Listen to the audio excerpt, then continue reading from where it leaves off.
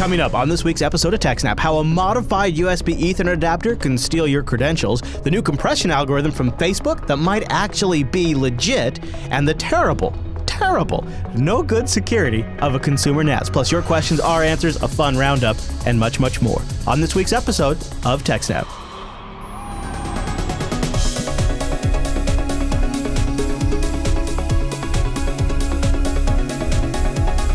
Hi, everyone, and welcome to TechSNAP. This is episode 283 of Jupiter Broadcasting's weekly Systems Network and Administration podcast. We stream this episode live on September 8th, 2016. This episode is brought to you by our three fine sponsors, DigitalOcean, Ting, and IX Systems. I'll tell you more about those great sponsors as this here show goes on.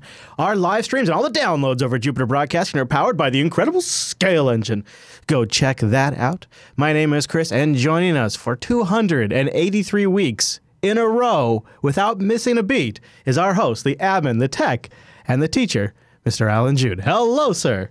Hello, Chris, everybody. Hello. Thanks for watching. It is good to be here. In fact, speaking of never missing a week, right off the top, let's mention, in order to keep that track record going while you're traveling, we will be recording 2 episodes of TechSNAP next week over at the jblive.tv page. So check jupiterbroadcasting.com/calendar. You might be able to join us because we'll be starting earlier and possibly going longer, so there could be a window there where you come and get some TechSNAP.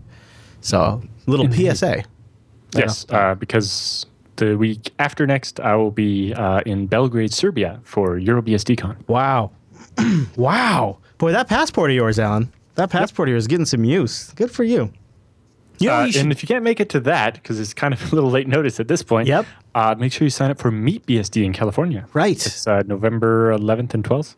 There you go. MeetBSD.com. Sign up before the end of September, and you get $30 off the admission price. Go there and say hi to Alan. Do you know, I know I've probably asked you before, but is Chris going to that too? Yes, he is. He's actually one of the speakers. Well, there you go. So when you go to one of these conferences, Alan, especially if you got yourself a MacBook, or right here I have a laptop. It's an Apollo, or I'm sorry, it's a Librem 15, and no Ethernet on these things. So you're going to one of the conventions or a fest or a meetup, and somebody hands you a USB Ethernet adapter. What could go wrong, Alan? You like that segue?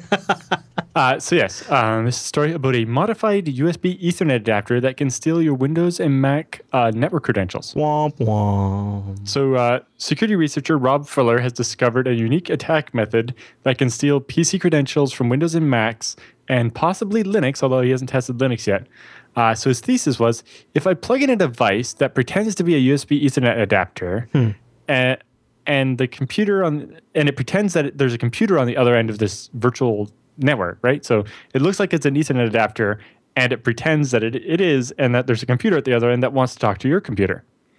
Can I capture credentials from a system even when the system is locked? Right?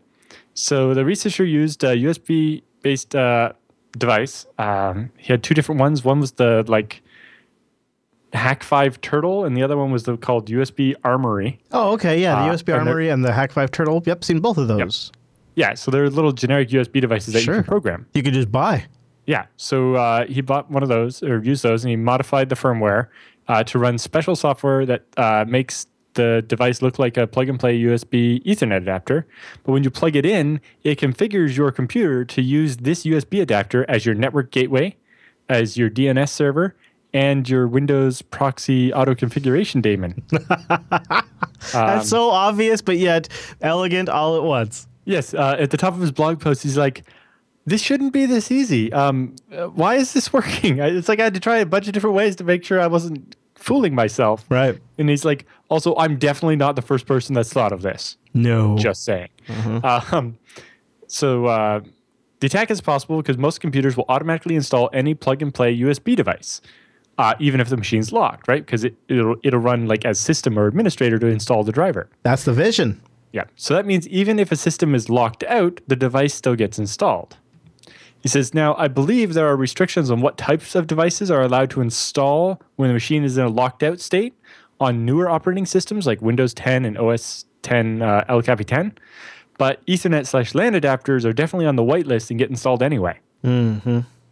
So when installing a new Rogue plug-and-play USB adapter, Ethernet adapter, the computer will give out the PC's credentials needed to install the device.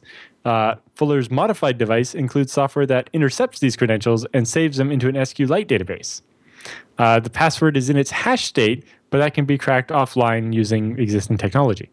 The researcher modified device also includes an LED light that blinks once the credentials have been stored. So just like in a spy movie, you plug it into the computer, it installs the software, does the things, right? So you can see it takes a couple seconds to boot because I think it's running in embedded Linux.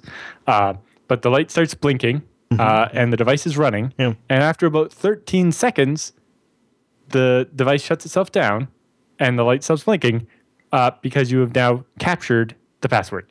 It is just like a movie where they hook it up, light flashes for a few seconds. Come on, beep, beep, beep, beep, beep, beep. Come on, we gotta go. And then they have it. And 13 seconds later, done. And you're done. So yeah, the attacker would need physical access to the device, or at least just to be able to hit the USB port. But the attack only takes about 13 seconds. You could easily do that to the person beside you at the coffee shop. How hard is it to plug a USB device in? Especially at conferences, right? So at conferences, people trust the other people around them enough that they'll lock the computer. They definitely won't leave the computer unlocked, but they'll lock the computer and go to the bathroom. Or when it comes to these types of devices too, how often do people show up at conferences and they forgot an adapter or a connector? Right. Well, in this case, this one's not actually a USB Ethernet adapter, so it wouldn't work like that. But you could make one that did that, yes. Mm-hmm. Well, bigger one. How often do you see stores or other places like the UPS store near here that I use? They have a computer for their point of sale system. Mm.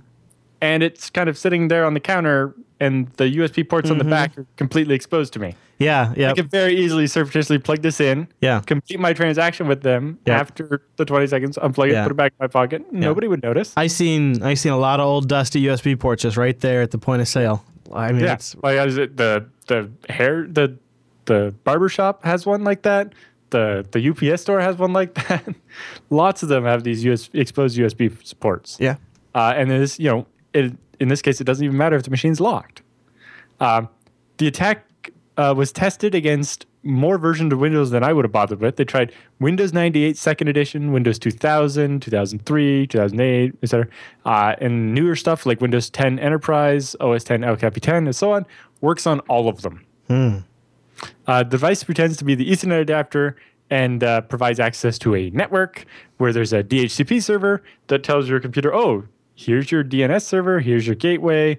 Oh, also here's how you should configure to use our proxy and everything.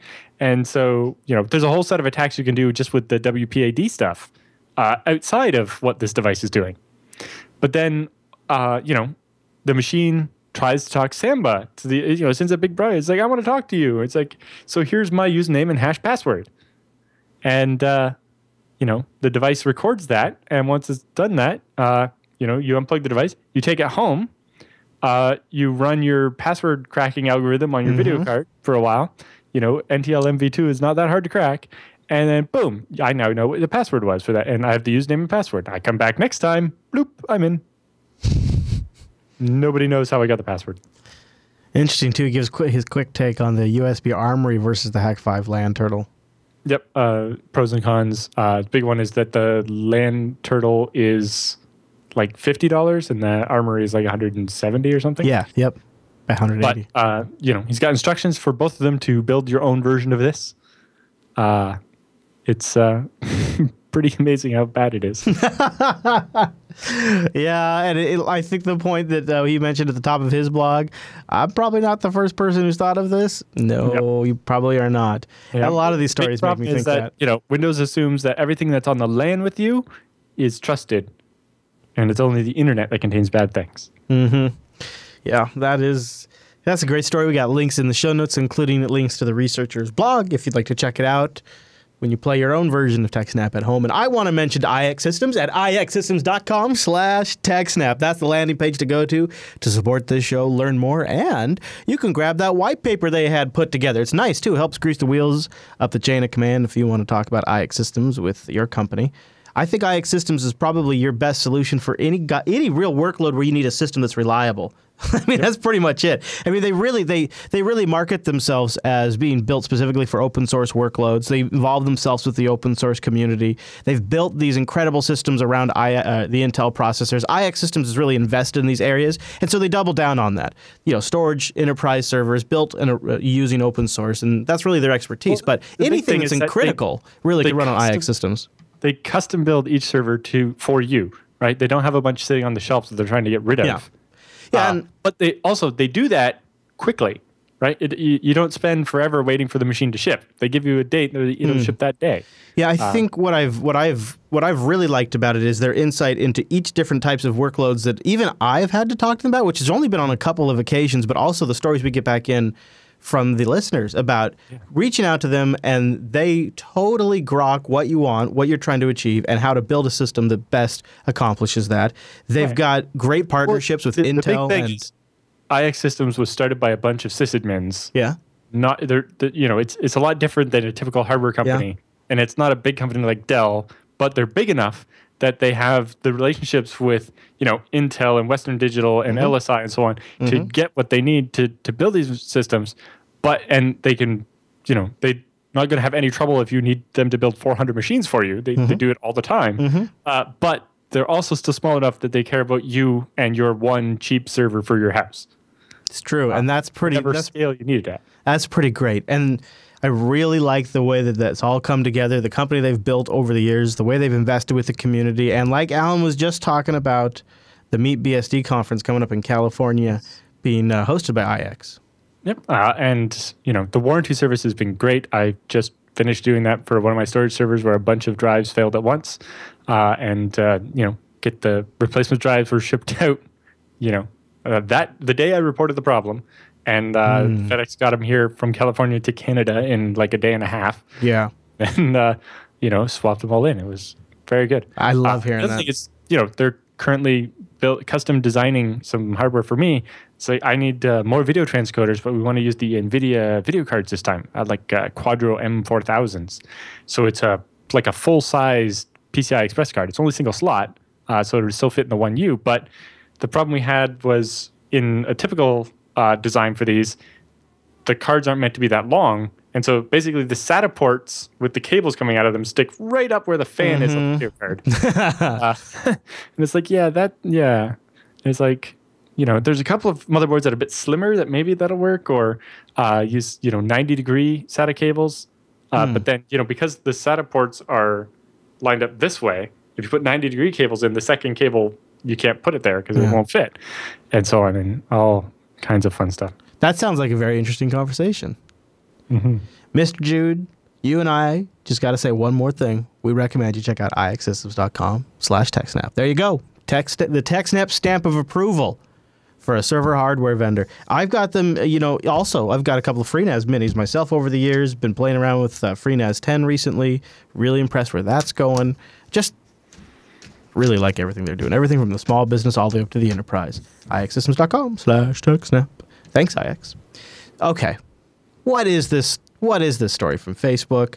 I like myself, my compression standards. I've got plenty to work with. What's this craziness? What is this shenanigans? So Facebook has released Z Standard, a new compression algorithm. All right, I'm sold. BSD licensed. Okay. So unlike the new Dropbox algorithm we talked about a couple of weeks ago, this one's designed, the Dropbox one was designed specifically for images, right? It only worked with JPEGs. Right. It was very specific about JPEGs. This one, however, is general purpose, and it's basically designed to replace gzip. Oh. Kind of reminds me of Google did one called like Zopfli or something, which was some kind of Swedish bread. The big advantage of Google's version was it could still be decompressed by the regular gzip. Right. That was neat. So basically, it got higher compression than gzip, I think, but could still be compressed by old-fashioned gzip. Z Standard instead is more about getting more speed instead. Today, the reigning data compression standard is deflate, which is the core algorithm behind zip files, gzip, zlib, etc. And it has been for 2 decades. and it has provided an impressive balance between speed and space, and as a result, is used in almost every modern electronic device, and not coincidentally, is used to transmit every byte in the blog post that we're currently reading. Because web servers will compress with gzip or deflate, and your browser will decompress it and end up saving you bandwidth. And hence why Facebook is probably interested in something like this, huh? Exactly. Over the years, other algorithms have offered either better compression or faster compression, but rarely both. And Facebook believes they've changed this. So there are 3 standard metrics used to compare compression algorithms. The first is the compression ratio. That is the original size of the file as the numerator compared to the compressed size as the denominator, measuring a unitless, which basically gives you a unitless compression ratio. So a compression ratio of 1:1 means that the file didn't compress at all. It's the same size. And a compression ratio of 2:1 means the file is now half the size. Right. Then there's compression speed. How quickly can we make the data smaller, which is measured in megabytes per second of input data, right? And then lastly, we have decompression speed, which is how quickly we can reconstruct the original data from the compressed data, and that's measured in megabytes per second on the output side. All makes sense. The type of data being compressed can affect these metrics. So many algorithms are tuned for specific data types, like English text or genetic sequences or rasterized images, which would be the JPEG one that Dropbox did. Right. However, Z standard or Z standard, like zlib, is meant to be a general purpose compression for a variety of data types. To represent the algorithm that Z standard is expected to work on, in this post, we've used the Salisa corpus, which is a set of files of a bunch of different types that are used to benchmark compression. So the post compares the best of the modern compression algorithms, LZ4, which is what ZFS uses because it's really, really fast, Z standard, which is Facebook's new thing, libz, which is what gzip and deflate and zip and all those other things are based on. And then XZ, which is what most Unix distros have now switched to because you get the better compression ratio. So that's why you see a lot of like tar.xz instead of tar.gz anymore. And they don't talk much about bzip because it's slower and not as good as xzip, and it really hasn't had much work done on it in at least about 10 years now. But anyway, so when we compare those, we see that LZ4 has a weaker compression ratio, 2.1, versus zlib's 3.11 and zstandard's 3.14, but it compresses at 450 megabytes a second, whereas zlib, your gzip, only does 23 megabytes a second. Yeah. But compare that to zstandard, which can do 136 megabytes per second. Still, though. So we see Facebook's algorithm is compressing the data about the same amount as gzip, but doing so a lot faster. Right. We're getting 136 megabytes a second instead of 23. And then XZ is getting even better compression, right? 4.3 to 1, but it only compresses at 2.3 megabytes a second. So it's going to take a lot longer to get that level of compression. Now, all of these are with the standard setting. As we know with gzip and xzip and so on, you can specify a level between 1 and 9, and the default is 5. And that you can basically, worry more about speed by going to a lower number like 1, or more about compression with a higher number like 9. Okay. But these are all done at the standard middle level. Then you look at decompression speed, and you see the reason why ZFS uses LZ4 is decompression speed is 2.1 gigabytes per second. Because the point with ZFS is we want data that will decompress so definitely faster than your hard drive can provide the data, so that we're sure that it's not going to bottleneck the system. Right. Although ZFS does also offer gzip at all 9 levels as an option. It's just slower. But anyway, so LZ4 is 2.1 gigabytes per second. zstandard is 500-ish megabytes a second, where zlib is only 280 megabytes a second. And then XZ is 62 megabytes a second. So you can definitely see that what Facebook has done is made an algorithm that's about the same compression as you get from gzip, but quite a bit faster. Yeah, quite a bit faster. So when they actually compare, so that test there was comparing the algorithms. Okay. Then they have a second test here where they actually compared the command line tools that they were using instead of the actual Just the algorithm. Yeah. Kind of the map version. Yeah. In this version, they're actually comparing the files being operated on disk. Here, you get the same compression ratios as you would expect, but gzip did 20 megabytes a second, and zstandard did 100 megabytes a second. Mm-hmm. So there you got about 5 times faster compression. Right. And then for decompression, zstandard was 460 megabytes a second, and gzip was only 125. So 3.6-ish times better. What's interesting is that they've also done the levels thing with zstandard, but instead of having the standard 1 through 9 like they did for gzip and xzip and so on, they actually offer 22 levels of compression. Heyo. And you can see on this graph here, they compare the Is that blue this line one here? Yeah. The blue line is gzip, and the yellow line is the new Facebook algorithm. And you see the different compression levels. So we see at the lowest one, we get less compression, but it completes relatively quickly. Mm-hmm. And then as we crank up the levels, you see gzip tops out here at like a 3.1 to 1, whereas the zstandard actually almost reaches 4 to 1 compression when you turn up the levels, although it takes a lot longer. Mm-hmm. So yeah, in the end, at the same compression ratio, zstandard compresses 3 to 5 times faster. At the same compression speed, you get 10 to 15% smaller than gzip, and it's about twice as fast at decompressing and about 3 times as fast at compressing. And it scales at much higher compression ratios while sustaining lightning fast decompression speed. Yeah. So that's the big thing, is even if you spend more time compressing the data, decompressing it takes about the same amount of time.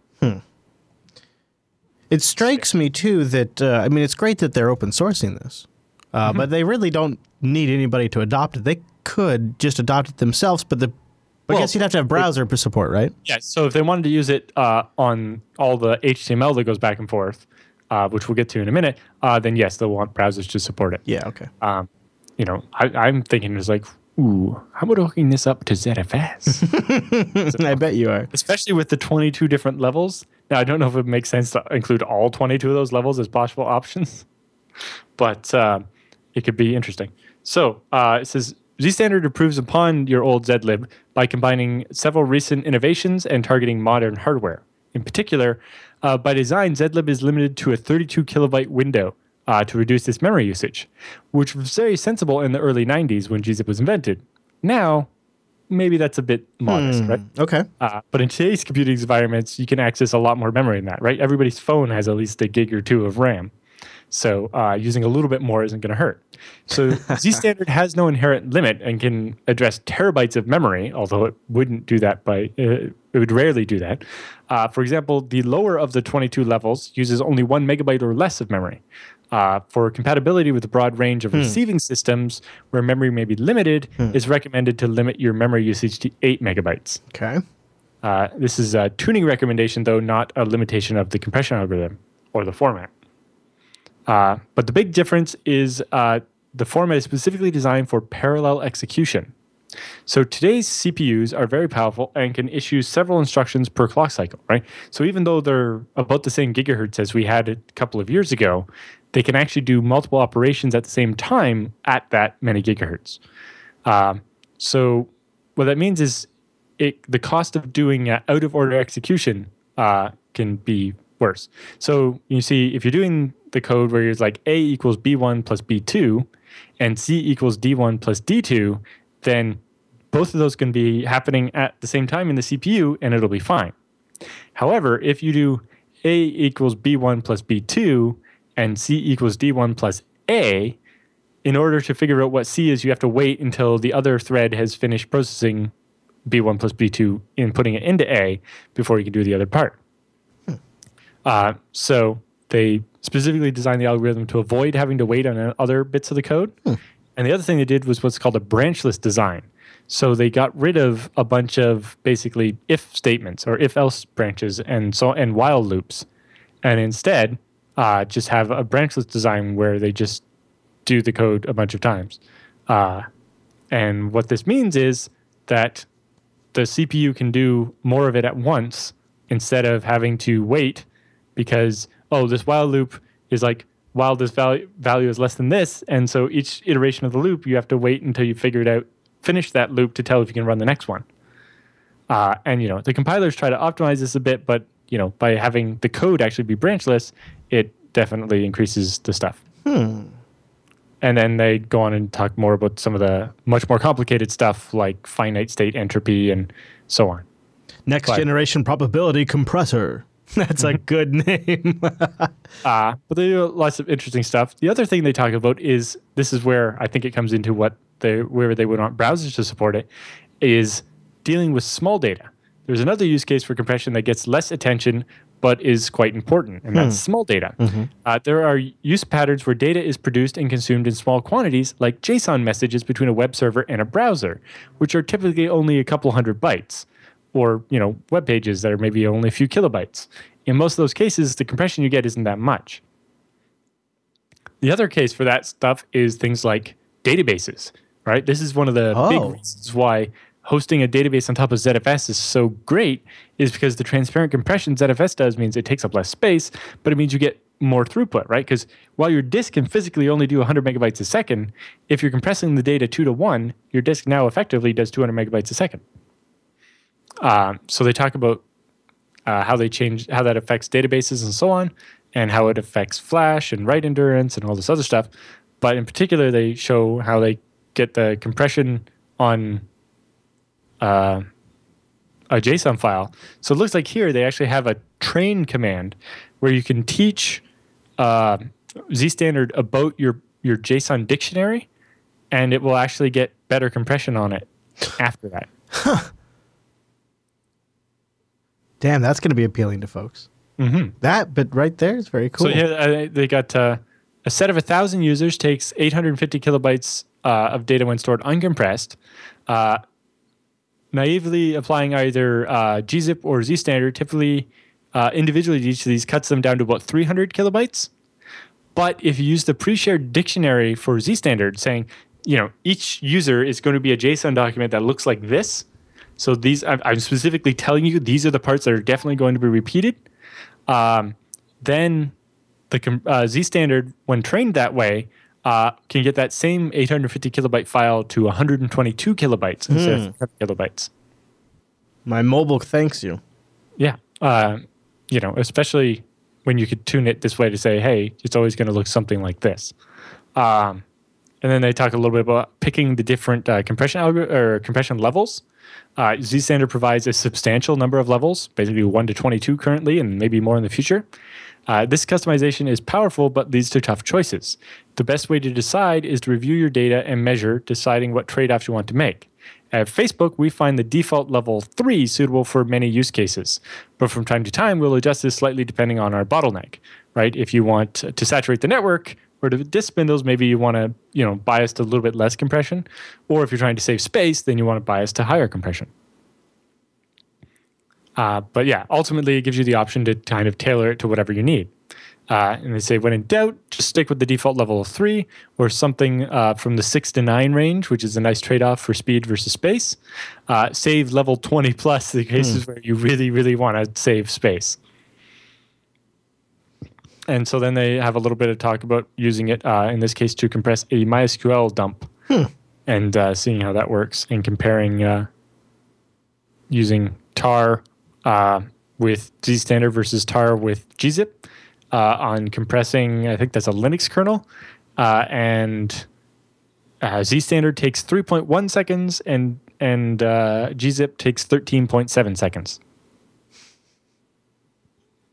They also have a zlib compatible wrapper API to make it easier to drop in as a replacement for typical gzip, which I'll have to look at that because that might make it even easier to implement in ZFS.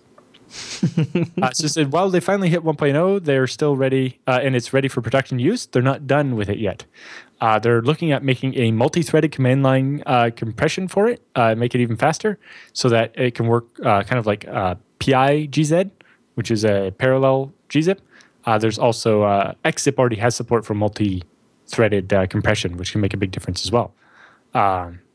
They're also looking at more compression levels or new compression levels for both compression and decompression, allowing even faster compression and higher ratios. Oh, sorry. They're looking at new levels in both directions, as in higher and lower, which is, it's like, so yeah, I understand having 1 to 22, but maybe you should have had like 10 to 32 so that you left some space for you to go lower. But they can always just redefine the numbers, I suppose. But they're also looking at a community-maintained predefined set of compression dictionaries for things like JSON, HTML, and common network protocols in order to save. Because even thinking of that now, HTTP 2, where everything's always compressed, HTTP headers have a very standard format where you could maybe save a lot from this dictionary type thing, especially since a lot of those fields, while the value isn't given the same all the time, there's only a finite number of possible values, and turning it into like basically an enumeration of those instead of compressing the text might actually get better compression too. Because normally you would only gain that advantage if that appeared many times in the file and the compressor figured it out. But if everybody that's using this has already pre-shared a list of this is what HTTP headers look like, or this is what this type of a JSON document will look like. Yeah. Yeah, that makes sense. I like that. Good find, Alan. Good find. Thanks for telling us about that. Any other thoughts? Nope, that's about it for that one. Well, let me tell you about our friends over at DigitalOcean, who are sponsors of the TechSNAP program. DigitalOcean is the simple cloud hosting provider dedicated to offering the most intuitive and easy way for you to spin up a system in no time. You get started in less than 55 seconds, and the pricing plans start at only $5 a month. But also consider that DigitalOcean does hourly pricing, which is pretty great. Look at that. 3 cents an hour. Alan, 3 cents an hour. Yep. It's just, I don't even. If you go all the way down there, that's 0.07 cents per hour. Yeah. That's. I also, and they have, and it's, you can flip it over to monthly if you want to see it that way. But if you use our promo code SNAPOcean, you get a $10 credit. You could run that for quite a while to try something out. Just recently I was over on DigitalOcean, look at some of their recent tutorials on setting up Python. And they also on here have a good tutorial on FreeBSD and ZFS if Alan has got you a little curious. But I found myself spinning up a droplet the other day to set up a Nileus N1 intermediary server. If you don't know what that is, well, just use Thunderbird. Don't worry about it. But anyways, it's great because I didn't want to have to, first of all, I was on Arch, and I didn't want to have to try to convert their Ubuntu instructions over to Arch, but I didn't have to worry about a whole bunch of different packages. It's just nice to be able to go to DigitalOcean within seconds. I have a really fast rig. They have data centers in New York, San Francisco, Singapore, Amsterdam, London, Toronto, and Germany. And they have a super good interface. I love it. Check them out. DigitalOcean.com. Use our promo code SNAPOcean. And a big thank you to DigitalOcean for sponsoring the TechSNAP program. A great place to try out FreeBSD for the first time or spin up a Linux rig. They got Fedora and Debian and CoreOS and CentOS and, of course, Ubuntu. And they have application stacks. They support containerizations, which depending on whichever one you want to use. It's great. DigitalOcean.com. Thanks, DigitalOcean. And thanks to you guys for using that promo code SNAPOcean. SNAPOcean. Okay, I love the title on this next story. Who hasn't been there, at least on some device? Hopefully never on your NAS, but in this case, so I lost my NAS password. This sounds like this guy probably had to end up going down a journey. Yes, although most of the journey turns out that that NAS you bought at the store is probably terrible. Like, terrible. What? Okay, tell me about this. Yes. So this is a security enthusiast and works at Cloudflare, but he says, I got my he got his Western Digital My Book World Edition 2 NAS out of the closet. Ooh, a World Edition. Yes. The reason I went to the closet to get it is that I had locked myself out of SSH. And in the meantime, I forgot most of the passwords for this thing. I miraculously still remember the password to my regular user, but the admin password is nowhere to be found, and you need the old one in order to set the new one. So I started poking around to see if there was any way to recover it. One of the most common vulnerabilities in these thingies is allowing anyone to download a config backup that includes all the juicy passwords. And indeed, this screen looks quite promising. Yeah, so this is like, you go in there to restore configuration, save current configuration. Yeah, so as a regular user, that's not the administrator, you can download the config, which has the administrator password in it. Pretty lame. So he downloads it, but it's all gibberish. And he's like, oh, well, this looks like base 64 encoding, except instead of the regular plus and minus or like equal sign that they normally use, it had curly braces. So he had to do a slightly modified version of base 64, but he base 64 decodes it and runs it, and it's all random. Okay. He ran it through a tool that you normally use for firmwares and so on, and it basically breaks down what percentage of the data is in each different range of characters. Okay. And if you see an equal distribution across all the different ranges, it means the data is actually random, which almost always means it's encrypted, right? Because any other data wouldn't be so perfectly random. Yeah. So then he was like, oh, so it's encrypted. He also knows that every time he downloaded it, it was different. Oh. It's like, anyway, then his friend suggested, mandatory open source releases usually have a license file or some other indication of what libraries they used, right? Because they have to include all the licenses from the open source code they use. And so that tells you which bits of code they use. So maybe it'll tell you, which library they use to actually do the encryption. Yeah, of course. Better than that, what Western Digital does is give you an entire tarball of all the open source code they used. Which they probably are supposed to do by the licenses that are, Yes, although I don't know, they kind of just bundled a whole bunch of code together and threw it at you. It's not really an organized way, which is something I see common with these type of things. Yeah. But anyway, turns out in their release, they included everything, including some stuff it looks like they might have, like it was some of their own code that they open sourced. Uh-oh. I don't know if they did that on purpose. But it had the PHP script that actually generates the config when you download it was in the tarball. Well, that's lovely. Or they reverse engineer it from the firmware. It's a little unclear. But either way, they got to look at the code that actually does it. So we're a little bit further down now. There's the dump of the stuff. There's the tarball. And then, like there's commit logs in there and everything. But here's the here's code the system that actually download config.php. Yeah. So it looks like it's a tarball that's encrypted with something called encodex, and it has a fixed password.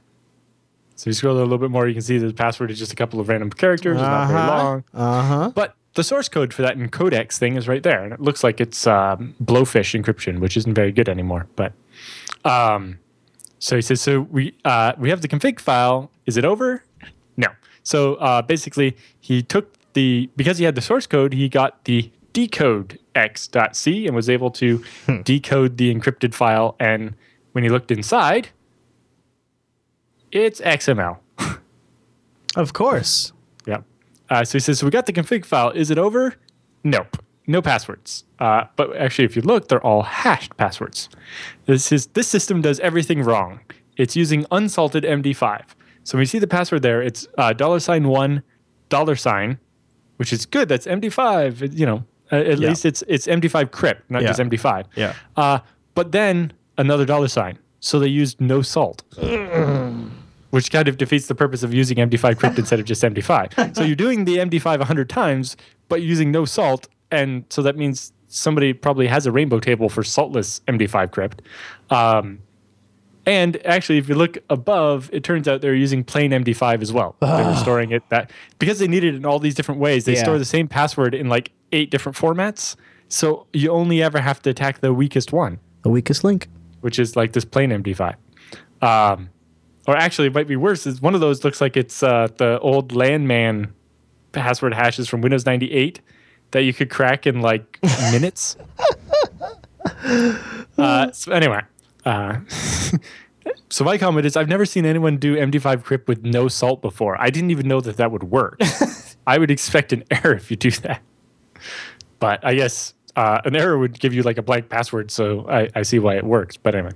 So they reversed the process and created and modified the config file, re-encrypted it, and uploaded it. It took them a couple of tries to get it right, but eventually it worked. So instead of having to brute force the MD5 there, they just overrode it with an MD5 that they knew. Yeah, sure. What could be a good option for them there is they could have actually put one in with a salt at least. Or more importantly, because it's actually using the crypt system, it's more than likely it would have actually taken a better password, like a SHA-256 crypt. That would have been... Because it's a modular crypt system. How funny would that it's just have been? Linux in there. And you could just... by doing this hack, you could upgrade the password. Of course, it's still storing a plain MD5 of your password, so it's, that wouldn't be worth any. Anyway, so they uploaded the new config, and now he had the root password and was able to take over his device. He says, great, fine. Is it enough? No. He locked himself out of SSH by adding an allow user directive to the SSHD config, and it still wasn't allowing him in. So this is his first realization. The whole web GUI runs as root. And that change webadmin call that actually takes the uploaded config file, that calls the password command. When you change the root password, it calls the password command and reads etc shadow and does stuff as root. Of course it does. So when you upload a new config file, it just decrypts it and untars it as root. There you go. So this is plus the fact that it's probably a busybox implementation of tar rather than the full tar might mean that the oldest trick in the book works. Creating an archive with a fully qualified path like /etc/sshd_config in it, and hoping that it gets extracted directly to the absolute path. Right. So he tried that, no luck. It complained that there was no config file in his encrypted config file. So second try, he since we know it gets extracted to /tmp and then copied to the right place, they tried naming the file in the tar /etc/sshd config. But no, that didn't work either. But hey, we can extract as much as we want to /tmp. So basically, every time you're doing this, it's not cleaning up every file that you created, only the files it's looking for. So he first uploaded one that it makes a symlink. It creates a file in /tmp called root that's a symlink to /. And then he uploads his new config that tries to extract root /etc/sshd config. And that'll follow through that symlink and overwrite the SSHD config on the NAS with the one he wanted. And it worked. They're in. So that means a regular unprivileged user was able to replace the SSHD config file on the NAS. And obviously change the root password. Both of those shouldn't be able to happen. Wow. He says, this is all nice, but I started from a vantage point, right? I had a regular user account, which I remember the password for. What if we had no account on the NAS? Yeah. What if it wasn't my NAS? Yeah. For example, extracting the config, it looks like that PHP file has no access control at all. Is that possible? Oh, God. So yeah, if you can crack any user from the MD5, you can then go 0 to root. So if you can download the config file as an unprivileged, without logging in, then you just have to break any one of the passwords. Because once you have a regular user, you can upload a config, and you're in. 0 to root. Yes. Turns out even worse than that. Oh. All actions are actually unauthenticated. If you're not logged into the NAS at all, it will answer with an HTTP 302 redirect. Well, that's what you expect, right? Except for it will then proceed handling the request and send the output as if you were logged in.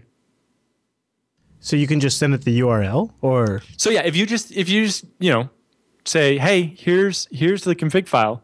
I'm not logged in. It returns a redirect, but then it keeps doing the thing anyway. Wow. Now, your browser is going to see that redirect and follow it and ignore all the extra output from the web server. Right, but it's still happening. But it is there. Yeah. and if you're doing an upload, obviously it works. So he says, let me repeat this. If you're not logged in, the only thing the system will do is add an extra header sending you to the login page and then carry on obeying whatever you asked it to do. That is remarkable. It's like walking up to the guarded gate and they're like, sorry, sir, you can't come in, and then open the door for you and shove you through. And still argue at you that you can't come in. Yeah. Wow, that's great. Yeah, so most browsers will respect the header and the user would never notice. And I'm sure they tested it. Oh, it works great. It's like, nope, not at all. If you had looked at Firebug or Wireshark or something, you would see that this is totally not working. So with an administrator password reset trick above, we can get full escalation from unauthenticated to admin and root on the box, completely pwned. He said the hardest part was emulating the browser request with curl well enough to actually upload the file properly.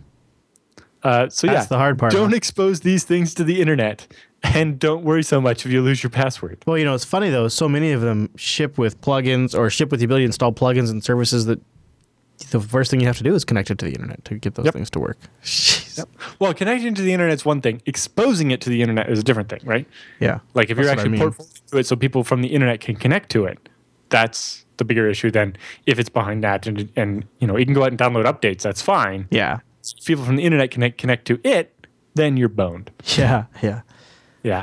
It's in the end, he also solved the mystery of how he lost his root password. It turns out all the password fields except the login form have maxlen equals 16. So when resetting the password, I pasted in the password from my login manager. So when you log in, it will take the whole password. But when you're setting the password, it limits it to 16 characters. Which doesn't make sense because they're using MD5, crypt, and so on. So, anyway. Yeah. Moral of the story. Yes. Please just use a FreeNAS. Yeah, really. Yeah, geez, don't buy one of these things from somebody else. I've been tempted, but I have been tempted in the past. But if I just couldn't. I don't think something like this would do it for me. They're so terrible, and they're not upgradable. They're not expandable. They're not they're not gonna. Western Digital is not gonna make new firmware for this thing. No. Right. Whereas FreeNAS is constantly under development. Yeah. Oh, that's a great story. And something that's actually used by some people that would look at the code and, something that's it's good enough that looking at the code doesn't immediately show you how you could root the thing. Just so easy, so low hanging fruit. Great that they did that and then wrote about it. That was really fascinating. Yeah, I found this actually because he did a blog post recently about brute forcing OpenBSD's full disk encryption. And that led me to the story about his NAS, and I thought that was quite good. Very reminiscent of those Western Digital USB encrypted hard drives. How terrible they were, except for this even worse and done at PHP, and just so terrible. Oh, boy. All right, Alan. Well, let's take a moment and talk about a company that does it right, and that is Ting. TechSNAP.ting.com is where you go to get a $25 discount off your first Ting device, or from a Ting plan if you bring a compatible device and you support the show. TechSNAP.ting.com. Ting is mobile that really makes sense. This is something that I think if you were coming from another world and arrived at Earth, this is how you would think the humans on this planet would pay for wireless. And I am told it works a lot like this outside the U.S., but in the U.S., Ting is sort of a trendsetter, and it's kind of a beautiful thing to watch. You pay for what you use. So you don't pay for maybe like 600 minutes or 600 messages and 6 gigabytes of data. Like you don't pay for what you might use. You just pay for what you do use. So if you know how to use Wi-Fi to download your podcast, then you're going to use less data. If you know how to make VoIP calls, you're going to use less minutes. If you don't use text messages, you use something like Telegram or WhatsApp or whatever you kids use, then you're going to use less text messages. So you only pay for what you use. But the real cherry on top is there's no contract and there's no early termination fee. And if you're even moderately technically inclined, one of the things you'll really like is they have 2 cellular networks you can choose from, CDMA or GSM. And then I think definitely one of the best things about Ting is their customer service. They have really passionate customer support. You get to talk to an actual human being. From Canada. From Canada, too. Yeah, that's a good point. And they have really great controls to manage the entire experience, to set thresholds and alerts, to turn devices on and off. It's really nice. Right now, they have an ongoing sale on the Moto E 2nd Gen, $57. They have a whole great range of devices, including internet phones, the Samsungs. They have some really great Samsungs, from ones that we don't normally talk about on there that are actually like really competitive phones.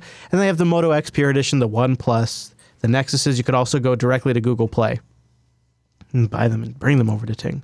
And still, if you go to TechSNAP.ting.com, you'll support the show and you'll get a credit if you bring a device. Remember, since they have CDMA or GSM, you might be able to switch. And one of the things I love about Ting, their blog. Consistently good stuff, even if you're not necessarily a Ting customer. This is maybe an opportunity to support the show and read a little more, TechSNAP.ting.com, and then check out their blog. They're talking about the new Roku, the new NVIDIA Shield. Actually, it's a tweak to the NVIDIA Shield.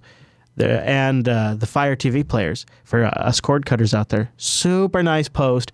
They dig into a little bit to some FCC filings for the NVIDIA TV Shield. I love that device, so I'm glad they're writing about it. A bunch of good stuff on the Ting blog about them and about other things. If you're a cord cutter, it's definitely worth checking out. TechSNAP.ting.com, and a big thank you to Ting for sponsoring the TechSNAP program. All right, Mr. Jude, so I believe there was a little pie shenanigans on this week's episode of the BSD Now program. Is that true? Maybe a little bit. I think it says pie, oh my, so I'm thinking it, yeah. There was a little bit of talk about the Raspberry Pi 3 and what's working and what's not working yet. But really, the thing you guys are really talking about, getting working. What are you really talking about in this episode? Ham radio, right? Yeah, we talked about amateur radio, general embedded development, and stuff like that. That's pretty nice. BSD Now episode 158 for you ham heads. Go check it out.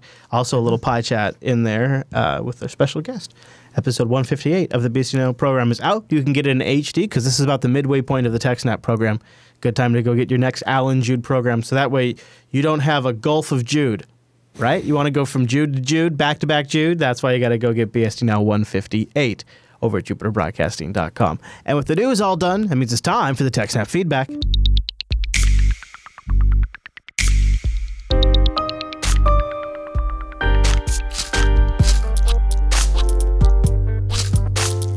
Thanks for sending your emails to TechSNAP at JupiterBroadcasting.com or pop in that contact link at the top of the Jupiter Broadcasting website. And John writes in with our first email this week. And he says, I was wondering, what is the best way to speed up slow hard drives or disks when running that ZFS? I'm using... Stop there. Get faster disks. Yeah, boom, boom. Okay.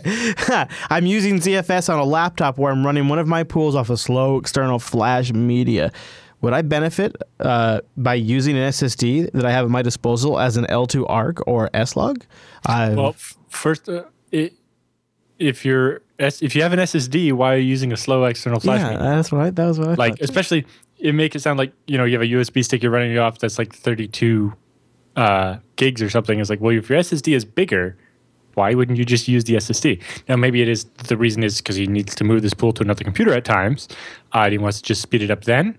In which case an S-Log might help. But remember, S-Log only helps in the case of synchronous writes, which are usually only databases and very specific things that say, I don't want to continue until the writing is done. Whereas most, file operations like copying files around and reading files are asynchronous, and they're not going to be helped by an S-Log at all. Okay. That's interesting setup, John. I'm curious what he's got cooking over there. Yep. And then he asks... he's also heard that sometimes adding an L2 ARC or S-Log can actually slow things down. Yeah. S-Log generally won't slow things down, although, if you have an all SSD pool, adding an S-Log is not going to help. But now an L2 ARC, yes. So in particular, everything that's in the L2 ARC, there has to be a reference to it in the regular ARC. Right? So the ARC is in RAM, and the L2 ARC is on an SSD. It's for stuff that won't all fit in RAM. But the L2 ARC takes up some space in RAM to say, hey, that file, that's over on the SSD. So I think it's like 72 bytes. It's some smaller, or 100 and I think it's 176 bytes or something per entry, whereas normally the metadata is a bit bigger. But anyway, that means if you have a lot of L2 ARC, like say 2 terabytes or something, it's going to take up a huge amount of your RAM, and there's going to be none left for caching files in RAM. And all of a sudden, sort of not what you're caching less in faster RAM probably would have been better than caching all that on an SSD and not having, so while L2 ARC allows you to have extra fast cache in the event where you can't get any more RAM, if you don't at least have a lot of RAM, then the L2 ARC is possibly actually going to push more things out of RAM onto the SSD, which is actually slower. Okay. So you really have to look at your cache hit ratios and decide if it makes sense. Right? If you have a low cache hit ratio, adding an L2 ARC really isn't going to help that much because it's just going to be full of stuff that never gets used anyway. And it's going to push the little bit of stuff where you are hitting in RAM out of RAM and make it even slower.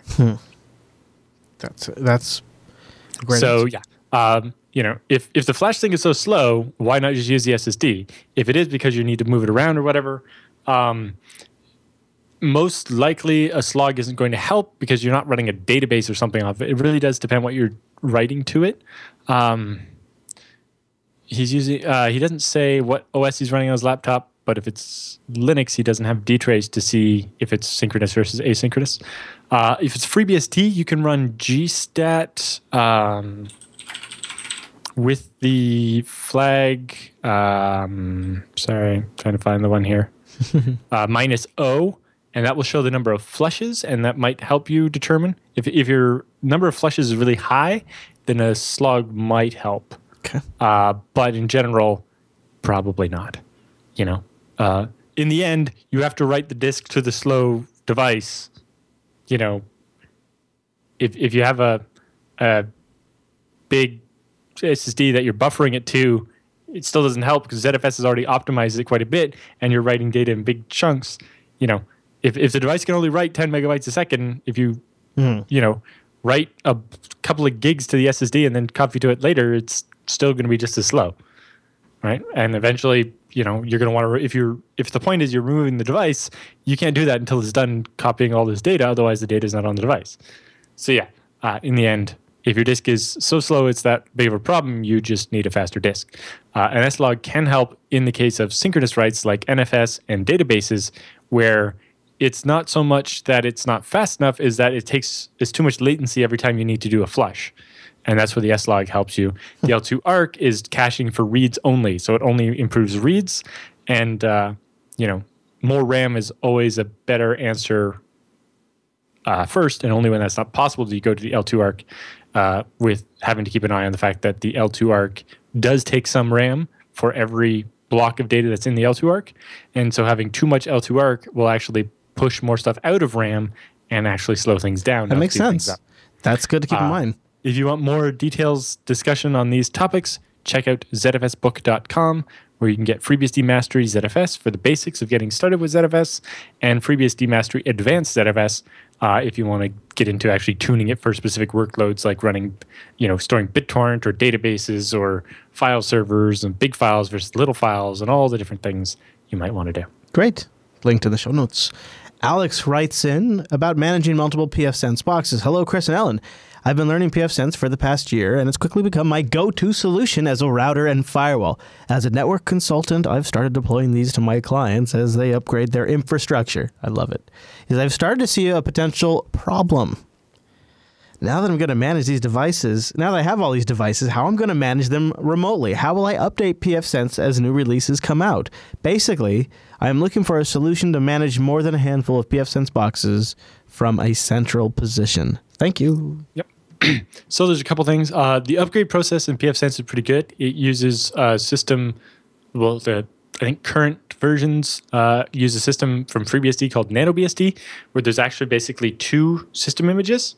And you overwrite the old one with the new software and reboot. And if it doesn't work, you reboot again and it goes back to the old one. So it's basically fairly safe to do it remotely as long as you have the ability to remotely reboot the thing or ping someone on the site to reboot it for you if it doesn't work. But it usually, very rarely happens that the update doesn't work properly. Then obviously your other option is if you've got it on, depending on the type of hardware you're putting it on, if you have some kind of out-of-band management system, like whether that's just a serial connection to it or if that's something like IPMI or ILO or DRAC or whatever.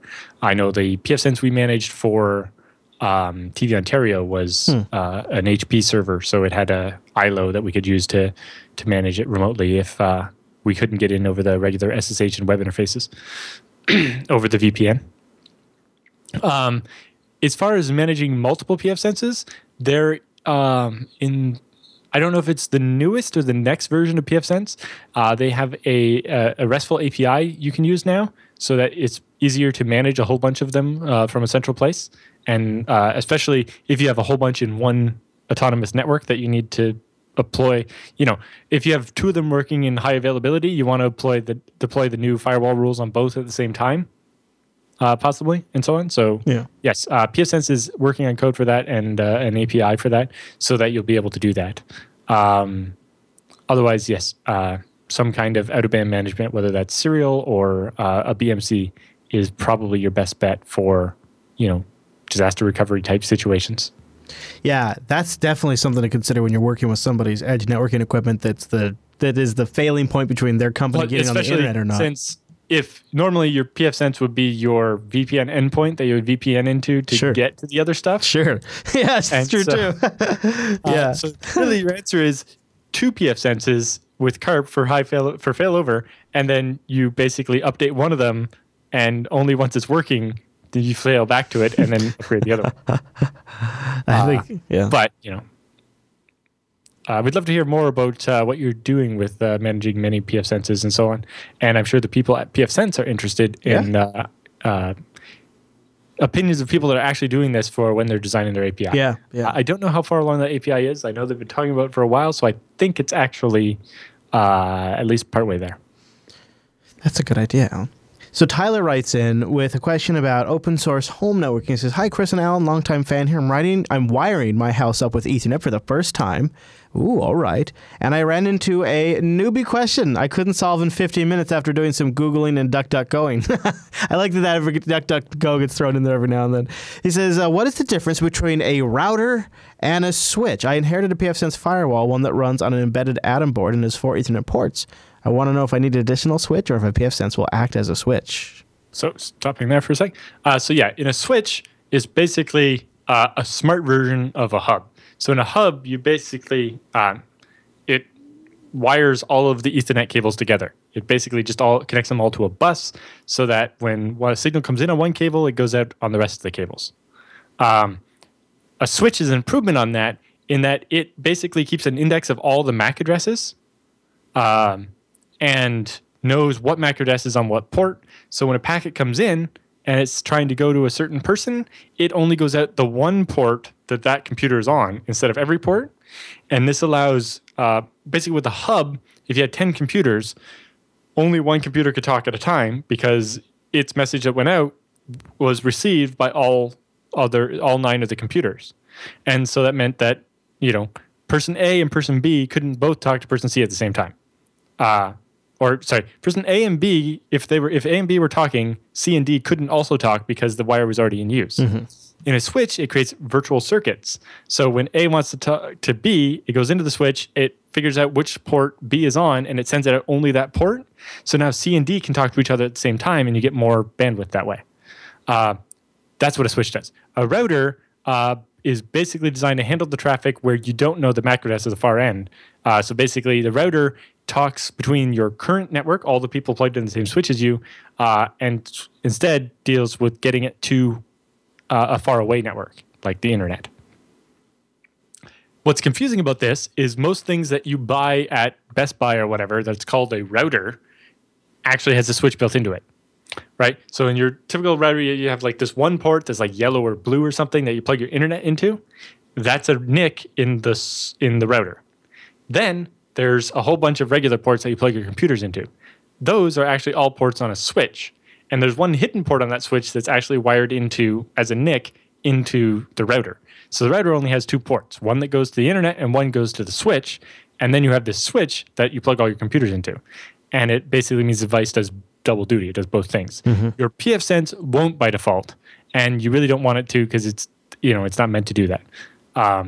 And so, yes, what you want to do is take your pfSense and hook one of those 4 ports up to a switch, and then all your people into the switch, and you're good to go. Nice. All right, so ready for the second part of the question, sir?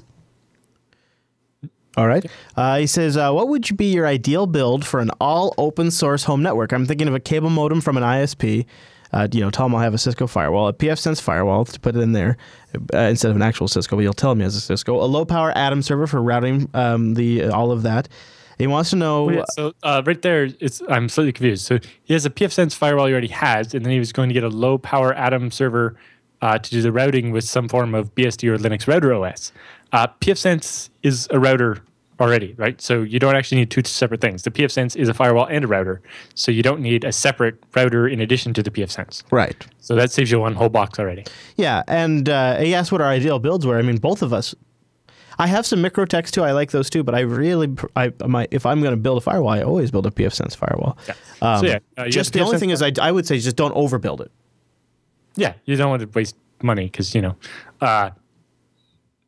even at Netgate, the company behind pfSense, they make this new one they call the micro firewall, or UFW. It has 2 gigabit NICs in it, and it's like this big and uses like no power and has USB serial and all the fancy stuff. And it's very cheap and takes up like no room at all and very little power. And it doesn't have a fan, so there's no noise. Mm-hmm. Really nice device for that. Yeah, and you don't need a separate low-powered Atom to be a router because the pfSense is already a router. Then for storage, something like a FreeNAS Mini XL or whatever works great to run your VM backends. Yeah. You can run your VMs on whatever you want. FreeNAS, newer versions of FreeNAS have Beehive built in, so you can actually run a couple of VMs on them. Or you can do something like a lot of people like Proxmox. I've never used it, but it's basically an appliance for running a whole bunch of VMs, and I think it can use external storage from your FreeNAS. So. Oh yeah, yep, and works with NFS and whatnot too. And he also access point. You can just anything, possibly even including the little one that came if there's one built into the modem you get from your ISP, like it's common, you can just disable DHCP and so on in the modem from the ISP, so it doesn't give out addresses. And then when the users connect to the Wi-Fi on the modem, they'll get sent to the pfSense. He also mentions in here he's curious about any tips for turning equipment on and off from his mobile device. No big ideas off the top of my head. I've been looking at building something like that. The Onion Omega, the little like $15 MIPS computer I bought. It has a $10 add-on that are relays, which you can hook up and it can turn on and off 120 volt AC. So if you modified a regular power bar to be hooked up to this, you could turn everything plugged into that power bar on and off by SSHing into this thing that can connect over Ethernet or Wi-Fi. That's pretty cool. He says also, by the way, he holds us responsible for him becoming involved in the IT industry with a 150% increase of his salary from when he was a janitor. That's awesome. Well, I'm glad you love the show, Tyler. Thanks for writing in. Oh, and then he mentioned Wake on LAN. I think there's a Wake on LAN plugin for pfSense. So you leave your pfSense on, and then you can connect to it and Wake on LAN other devices. Yes, there is. And, he was talking with the Wake on LAN. He was talking with the context of from his phone. You could always bring up maybe the pfSense admin interface on your phone. I don't know if the new pfSense is out yet, but they have a new one that has a new interface that's much nicer and will scale better on the phone. Fancy. If you'd like to send us your questions, we need lots of them. And I think we're sitting at inbox 0 right now for the TechSNAP program. We need way more than we normally do because we're recording 2 shows next week. So please help us out. TechSNAP at jupiterbroadcasting.com to send it directly, or just go to the contact page. And if you're listening to this within the first week, we definitely need your help. So please do send in your questions, whatever they might be. We love answering them. And that contact form never made it easier. Couldn't be easier because we have an army of robots that sit back there. They take those messages and deliver them to the show. It's a huge investment. We had to buy out an entire data center, clear out all the computers, and just install robots. But they're standing by to deliver your message to next week's episode. Smells so much better than the monkeys. It does. Yeah, it really does. The monkeys are still running the calendar, but, we'll get them replaced eventually. All right, so that's all of the feedback. Now it's time for the TechSNAP Roundup.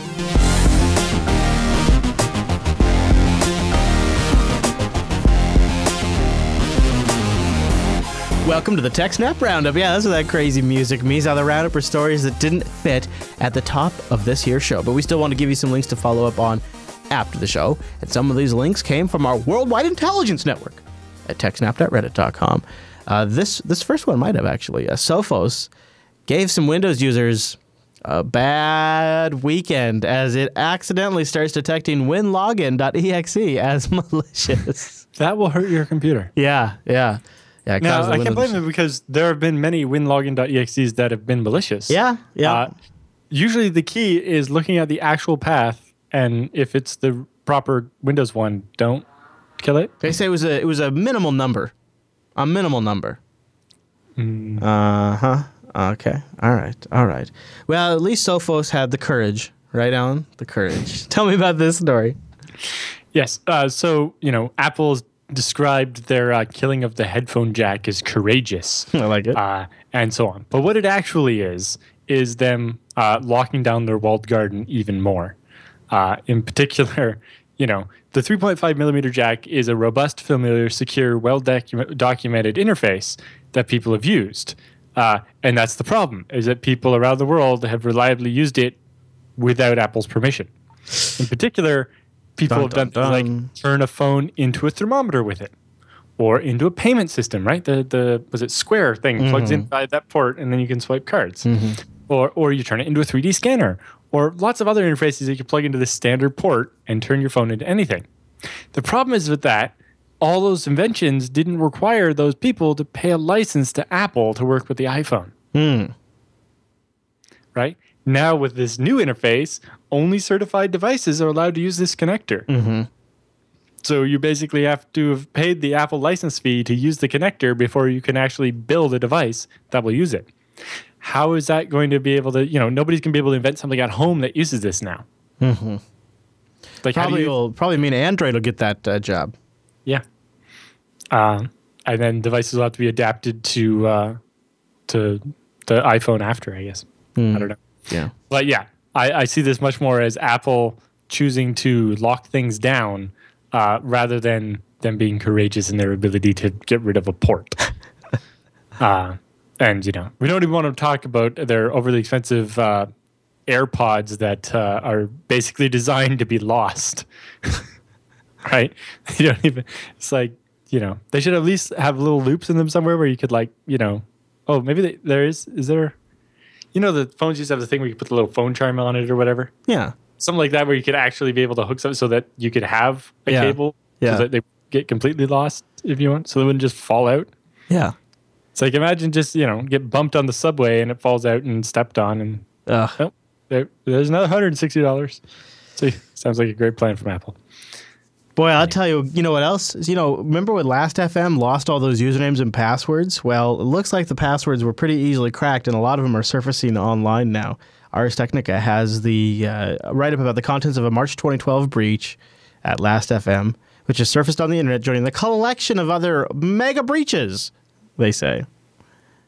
What are you going to do? I guess here's the contents of the database are somewhat representative of where passwords were in 2012, they say. Of the 41 million passwords that were successfully extracted, 255,000 of them were 1, 2, 3, 4, 5, 6. The next popular password by 92,000 users was password. See, Last FM wasn't rocking the enforcement of the password requirements there. They were not bothered with that. You know what? Maybe you're part of the problem, chat room, and the audience at home. Maybe you're part of the DDoS problem. What's this about, Alan? Yes.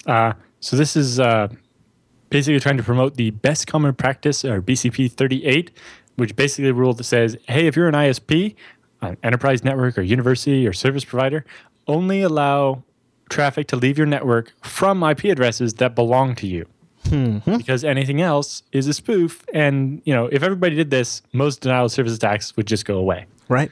And so, yes, they have this routing manifesto, which is the Internet Society's mutually agreed norms for routing security, or manners. Let's see what they did there, yeah. So they're suggesting that, but also some other things you can do. There's the Spoofer Project, which presents their first view how the industry will be measured, which networks are naughty and which networks are nice.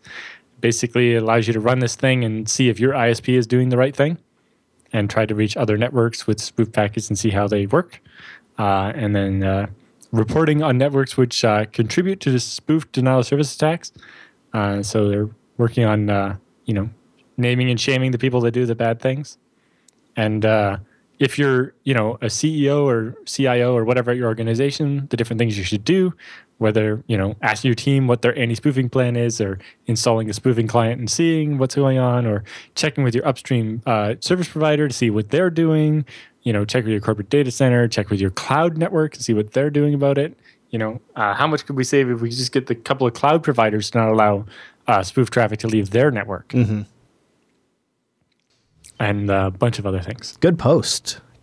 This one I thought would be interesting for Chrome users out there. Google's post, moving to a more secure web, they say, to help users browse the web safely. Google's going to start paying attention to when a website has a login form, but the site is being delivered over HTTP. So if they take credit card forms or if they have logged password, username type things they're going to start warning you in Chrome 56 starting in January 2017. Do you remember when Internet Explorer 4 or 6 did that? Like the very first time you submitted a form and it wasn't over HTTPS to give you this warning? Yes, I do remember that. Quickly, you would never remind me about this again. Although it didn't have the context to know if that was a username and password form or if it was just any form. Now, maybe actually getting to just username and password and credit card forms could actually be useful. Yeah, it's interesting that they're doing it at that level. Isn't that something? So this is I love this. I even just love the headline by the Register. This is really a good one. Bloke accused of linuxkernel.org hack nabbed during a traffic stop. Yes. So apparently the person who allegedly breached kernel.org back in 2011 was arrested in Florida at a traffic stop and has been sent to San Francisco. And he's got a court date coming up, although he's currently out on bail. But if they pull the full Computer Fraud and Abuse Act at him, that would be 40 years in prison and $2 million in fines, which is slightly ridiculous, I think, for that particular crime. The hack was just he got this guy's password. Yeah. Or username and password or SSH key, I think he stole or something. Yeah. And what's different, this isn't the same as the one that was later. There was one more recent than 2011. Do you remember that one? Where they got access to kernel.org's like FTP site or something? So well, no, it was a really bad one. I do kind of. It does. It all blurs together. All I know of the story is that the machine that was hosting kernel.org is now quarantined because the malware comes back even every time you reinstall Linux. Right, and it was something that was post Snowden, wasn't it? Most likely an NSA embed into the BIOS. I do kind of remember that now. Particular one, but yeah, that was more recent than 2011. But yeah. Anyway, so this is different than that, or the fall guy for that, I guess. But I don't think so. So apparently, today's the day to just pass companies around, spin off companies, move things around, shift stuff. Intel is selling its majority stake in McAfee, which I thought was always kind of an odd pairing, but I guess it kind of made sense on the surface. Interesting is that Intel paid $7.7 billion for McAfee and is selling it, they're not selling all of it, but most of it for $4.2 billion. So McAfee lost some value in that time. Yeah, well, surprise, surprise there. I just thought that might be noteworthy for folks. And it'll go back to being called McAfee instead of Intel Security. Right. So tell me about this router vendor, or this, I guess it's a router maker who says, I'm not going to patch that gaping hole. That gaping hole. So they make routers that they don't sell them to customers, but they sell them to ISPs, which then give them to customers as part of their service. And there was a critical vulnerability that was found by F-Search or F-Secure. Yeah, and the router manufacturer says it's up to the ISPs to update the firmware on the devices because the manufacturer doesn't have any direct access to the customers. Well, that sounds kind of legit. Yeah, well, it's a little unclear about it. Like, if each ISP customizes the firmware themselves to actually, I've seen this before, they got their name all over. And the color scheme. And stuff, and color scheme. But usually they're not actually fixing vulnerability. Like, it seems like the vulnerability was put in there by the router manufacturer, and so it's really their job to fix it, and then the ISPs could rebase on the newer. Of course. But at the same time, the ISPs may have diverged so much that they're not going to rebase their code anyway. That would be bad planning on their part. The router manufacturer probably should be making the patch. Yeah. They're like, well, we'll sell you a new router. And otherwise, it's up to the ISP. We don't sell a warranty with these, right? It's up to your ISP. So it sounds like everybody's just passing the buck along, and nobody will ever fix it. Speaking of passing that buck along, HP has spun off. Remember there's HP and HPE, and now HPE is going to merge with the folks over at Micro Focus, I think is the company. So HP Enterprise's software arm is spinning off and merged into Britain's Micro Internet. HP Enterprise will receive $2.5 billion in cash, while its shareholders are expected to own 50.1%, or about $6.3 billion of Micro Focus's stock. So HP will have a controlling interest in Micro as well. Yep. So they're spinning it off and then buying Micro, rather than spinning off and getting bought by Micro. Yeah, I guess that would be a good way to put it. And it'll be interesting to see what they do with SUSE in this configuration, since Micro owns SUSE. So I guess HPE Micro now owns SUSE. Right. It's got to keep it up. So yeah, I need like a map, a chart to keep it all straight. This is a great story. Warner Brothers has reported their own site as illegal. Yeah, so Warner Brothers hires a company to go around and do DMCA takedowns on anything that looks like it links to their movies, torrents and so on. And they also send requests to Google to remove the sites from the search engine. Except for their bot was especially poorly programmed this time, and it requested Google delete all references to Amazon because Amazon linked to the movie, where you could actually pay legitimately to stream the movie on Amazon. Do it. They're like, nope, not allowed. Sky Cinema, which is a British cable company, basically, again, pay legitimately to watch the movie, and they're trying to take that down. But then the real stinger, the bot requested Google delist Warner Brothers' website because it links to the movies. Do they not understand how It's their own website and against Google saying, please unlist the Warner Brothers site. I hope they do it. Do it. Do it, Google. Do it. Google thought it when they asked them to delist Amazon. I wish they would do it. Just do it. Just cause total chaos. That's so funny. I would say they should do it for the Warner Brothers site just to... Oh, of course, nobody goes to the Warner Brothers website anyway, right? I don't know who would, unless you're maybe... well, yeah, what would you go there for? Like, usually most movies have their own .com now, which probably just redirects to WarnerBrothers.com. And really, if you want information, you're usually going to an IMDb or a Rotten Tomatoes. That was the other thing, is they also hit Amazon because they tried to take out the IMDb rate listing for the movie. It's like, you're just looking for any mention of the movie. You're not even looking if it's a download. Yeah. You take out, like, Rotten Tomatoes next? Like, Jesus.